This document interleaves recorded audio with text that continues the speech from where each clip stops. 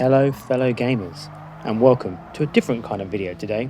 I'm showing you how to get silver on the weekly time trial at the Nordschleife, because let's be honest, none of us were getting gold.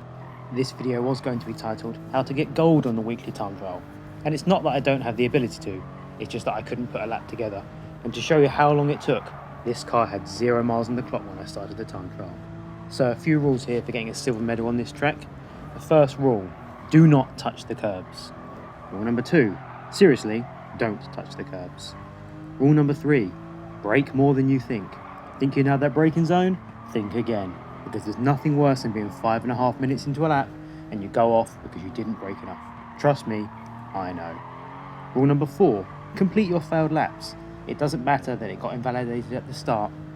Complete the lap, otherwise you'll never get good at the end of the lap. And rule number 5, you will go off on the perfect lap. Just accept it, accept the pain, and move forward. Unlike most time trial races, you probably won't have a ghost to follow in this track. If you can find one, it's probably going to be a world record time, and that's no help. So just keep an eye on your splits and see how you're getting on. It's the only way I could find to track my performance on this track. With that all being said, let's get into the lap here. This is probably the first tricky part of the track. I found just a dab of brakes here to get the car to rotate, and then just feather the throttle, let the car settle before you brake, braking just as the track straightens out. And then for the right-hander, you really want to maximise your exit speed as you go into a very long straight section next. Braking about halfway down this curve on the right here, going down a couple of gears, let the car settle, and then just roll off the throttle for the right hand. Then I found braking just as a zebra crossing that's on the floor here, and then again just feather the throttle through the next left and right hander. Onto this long straight that sets up a very fast left hander in a minute.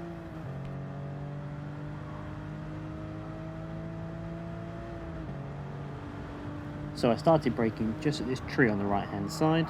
You can probably go through here about 110 miles an hour, but I didn't on this occasion, as you risk going wide and ruining your lap. I found a lot of this track was brake hard, brake early, and if you felt you're going to go wide, brake again. It's better to be slow than risk running off the track, hitting a wall and ruining your lap 3 or 4 minutes in, rather than just go a little bit slower than you wanted to. This left-hander here was very deceiving. You did have to lift for it. I tried going through flat a few times and it just didn't work. Then into this triple right-hander, I missed every single apex because, skill issue. But again, it's about holding the throttle, managing the understeer until you can straighten up and get back on the power. Down into the foxhole, difficult elevation change. I started braking just before the start of the right-hander. You could definitely brake later, but I just wasn't braking enough. And then for this next left-hander, braking just as the curb ends here, let the car roll through the corner and then back on the power again. This right-hander was really important as it led onto a long straight. I ignored rule number 1, caught some of the curb, and I was slow off the corner. This straight leads onto a right-hander, which is the last time you'll brake for what seems like about 41 miles. So we're better maximise our exit speed, because you can destroy a run here by being a mile or 2 slower, and it ruins the end of this straight. I came out in third gear. I think I got a pretty good exit. It could have been a bit better, but I didn't lose too much time.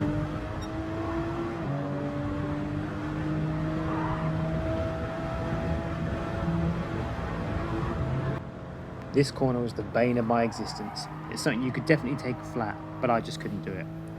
If I didn't lift off or brake, I couldn't get the rotation, I just went off the track. And then the same for this right-hander. You absolutely had to lift off. I just couldn't get the car to turn without it. This was a really cool, long right-hander. You slow in, let the car rotate, and then just floor it on the way out. You could really maximise the width of the track. And then up here into the carousel, braking just this last bit of righting on the left-hand side.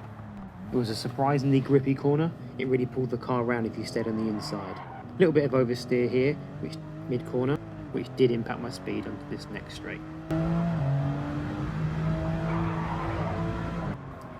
A lot of this next sequence of corners was really about rhythm, letting the car rotate and minimising the understeer. Otherwise you just went wide, hit the grass, and it was lap over.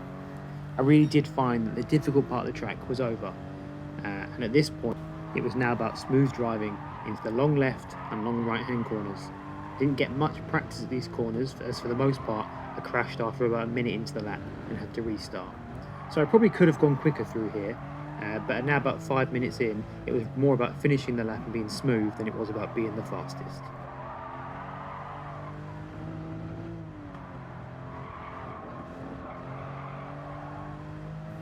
Coming through YouTube corner here, luckily this time, no issues to report. You know, I did find with this car, it wasn't a bad car to drive, to be honest. It was quite fast. Once you got hang of the rotation, it was quite easy to drive. I just find the Nordschleife a difficult track to drive, you know. It's not that I can't drive it, it's I struggle to make a whole lap without making a mistake. So braking here just as we crest the hill into the right-hander, and then it's pretty much full power down to this sneaky right-hander up here in a minute.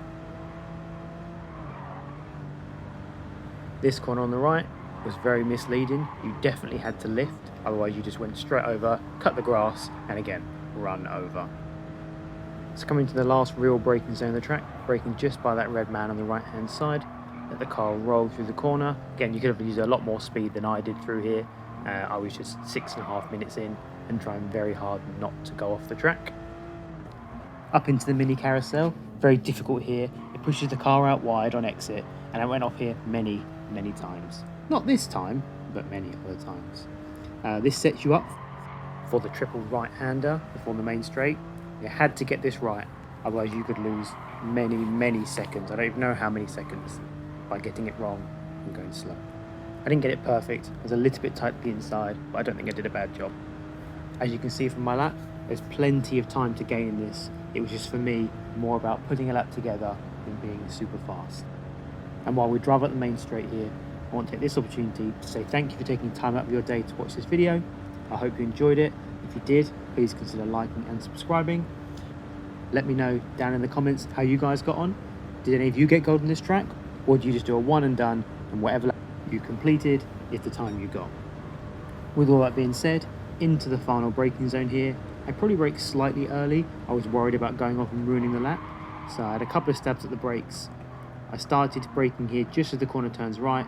You could probably brake a little bit later than there. And then here we go, over the line for a 7:51.112, just about silver. Once again, thank you so much for watching this video, and I hope to see you again soon. Goodbye.